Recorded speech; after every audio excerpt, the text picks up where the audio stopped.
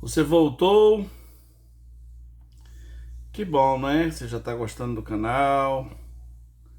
Que maravilha isso. Então vamos fazer o seguinte: você fica aí, tá? Mas vamos fazer assim, ó. Hoje você vai se inscrever, né? Hoje chegou a sua hora. Você se inscreve, você clica no sininho, porque aí você vai ficar informado de todas as vezes que eu gravar um vídeo. E para que isso aconteça de maneira radical, quando você clica no sininho, aparece a palavra todas. Aí você clica em todas. Aí vai dar certo.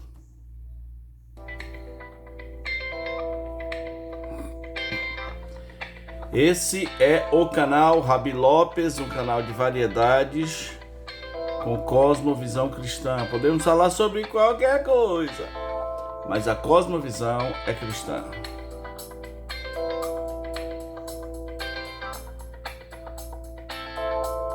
Conheça nossas playlists, onde os vídeos estão divididos por assuntos. Você vai gostar. Eu estou sugerindo esses dias uma playlist chamada Motivação de Verdade. Vá lá, vá lá.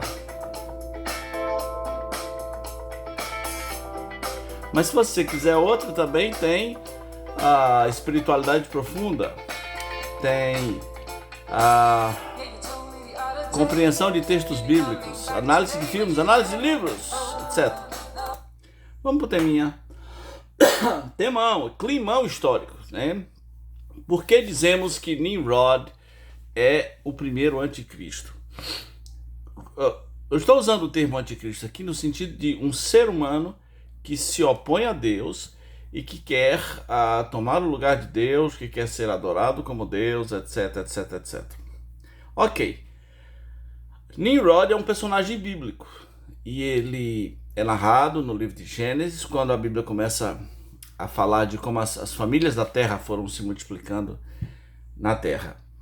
E a primeira informação que a Bíblia nos dá é que ele foi um caçador e que havia um provérbio. O provérbio era, assim como Nimrod, valente caçador diante do Senhor.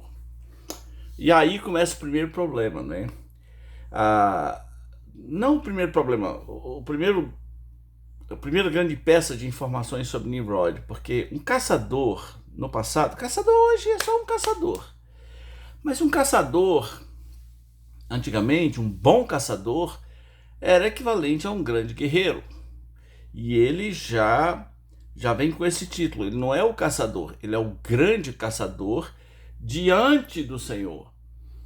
E alguns estudiosos do hebraico antigo dizem que isso poderia ser traduzido, não vejo uma unanimidade nisso, mas que poderia ser traduzido como grande caçador contra o Senhor.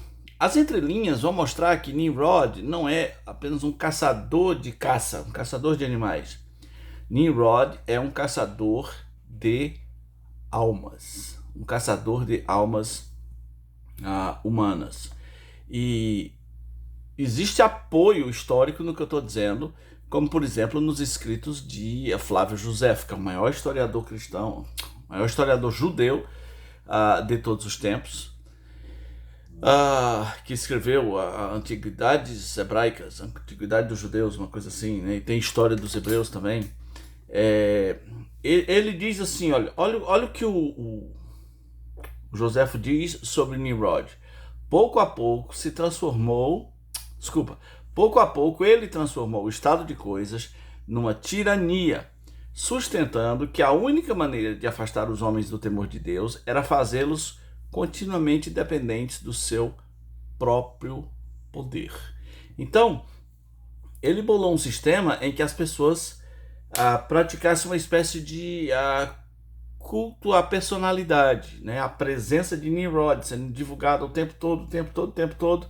E aí ele se torna o famosinho internacional. E Nimrod tinha uma tese, tinha um plano. Antes de eu falar do plano de Nimrod, olha as informações assustadoras, embora poucas, que a Bíblia nos dá sobre ele em Gênesis capítulo 10, versículo 9 em diante. Ele foi valente caçador diante do Senhor, daí dizer-se, como Nimrod, poderoso caçador diante do Senhor. O princípio do seu reino foi Babel. Ereque, Acade e Calné na terra de Sinear. Daquela terra saiu ele para a Síria. Desculpa, gente, a tosse está quase no fim. Saiu ele para a Síria e edificou Nínive, né? Uma das cidades mais antigas do mundo, ou talvez a cidade mais antiga do mundo. Reobote e Calar. Entre Nínive e Calar, a grande cidade de Rezém. Então, as informações que a Bíblia vai dando sobre ele já são de grandeza, de que o cara era um líder internacional. Ele domina países. É isso mesmo. E ele é o primeiro poderoso na terra. Porque, olha o que diz Gênesis 10:8. Cush, que é Etiópia, né? Mizraim é Egito. Cush gerou a Nimrod, o qual começou a ser poderoso na terra. É a primeira pessoa, pelo menos com o nome, sobre quem se diz isso. Ele foi um cara poderoso na terra. Então, numa época sem avião, sem correios modernos, sem televisão, sem telefone, sem celular, sem internet, ele praticamente domina o mundo. Como é que é possível, gente? Como é que é possível? Só tem um jeito de ser possível. Ele é o primeiro grande líder mundial. Então, qual era a tese de Nimrod? Ou a proposta dele para a humanidade? Nimrod e uma parte da humanidade naqueles dias tem uma mágoa de Deus, tem um ressentimento. Aliás, esse me parece ser o problema da maioria dos ateus. A questão não é se você acredita nele, a questão é se você gosta dele. Né? Você devia ser mais honesto e falar: minha questão não é nem se ele existe, eu não concordo com ele. Né? É como disse o Ariano Suassuna: eu não sou ateu, eu só não simpatizo com Deus. Não gosto dos métodos, às vezes, pode ser essa a grande questão. Então eles têm um ressentimento. Qual é o ressentimento? É que Deus havia destruído a humanidade num dilúvio. Deus havia destruído, Deus não devia ter feito isso, Deus não podia ter feito isso, etc. Então, segundo o próprio Flávio Joséfo,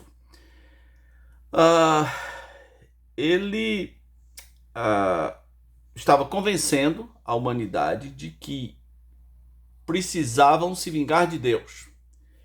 E ele Nimrod bolou uma vingança estúpida, a coisa mais imbecil, né, que se pode pensar. Todo anticristo é imbecil no final das contas. Aliás, a gente fala assim: porque o primeiro, tem um segundo, tem um terceiro?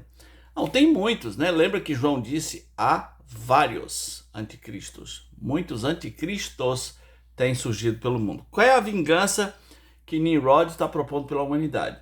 Bom, já que ele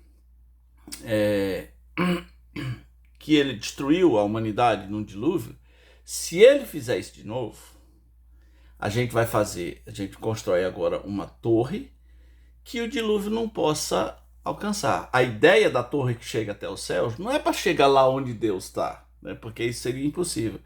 A ideia seria uma maneira de criar um império alto da terra que desse para escapar de um ataque de Deus, de uma ira de Deus, como se o dilúvio fosse a única maneira de Deus manifestar a sua ira. E aí, o clima é mais ou menos o seguinte: submeter-se a Deus é escravidão. Não gostamos desse Deus que às vezes destrói, se dá o direito de destruir uma humanidade inteira. O nome Nimrod, porque assim, olha, a tradição oral, né, os Talmudes, o Talmud babilônico tem que falar sobre Nimrod, né? A sabedoria rabínica acumulada através dos séculos, estando ela certa ou errada, mas eles têm uma opinião sobre Nimrod. E eles dizem que o nome Nimrod vem de uma palavra hebraica que significa rebelar-se. É isso mesmo, rebelar-se. Essa é a opinião tradicional judaica sobre Nimrod. Ele é o primeiro rebelde, ele não é só o primeiro poderoso, ele é o primeiro rebelde e ele é o primeiro que incita o mundo inteiro a se rebelar contra Deus. Ok. Nimrod, líder mundial, dominando todo mundo. Tem mais coisas sobre Nimrod. Coisas que eu não vejo sendo faladas por aí. Como, por exemplo, que ele casou-se com a sua mãe, Semiramis. Nimrod casou com a mãe.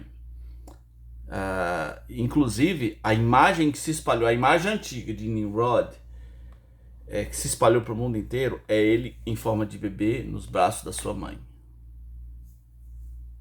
Tem som de grilo aqui, não. Ele em forma de um bebê nos braços da sua mãe. Várias religiões têm essa imagem. Por que você não dá uma googada no Google Imagens? Você mesmo confere. Religião, bebê nos braços da mãe. Ou Nimrod, bebê nos braços da mãe. Alguma coisa assim. Por que você mesmo não dá uma checada? Também existia, quando Nimrod morreu, existia a crença, espalhada por sua mãe, inclusive, Semiramis, que ele ressuscitaria num pinheiro. E pessoas começaram a levar presentes e depositar no pinheiro. Isso parece familiar para você? Tá bom, deixa, um dia a gente fala aqui sobre essas coisas. Mas vamos lá, qual é a relação dele com o anticristo do fim? Aquele anticristão mesmo, aquele anticristo top, se é que se pode dizer isso.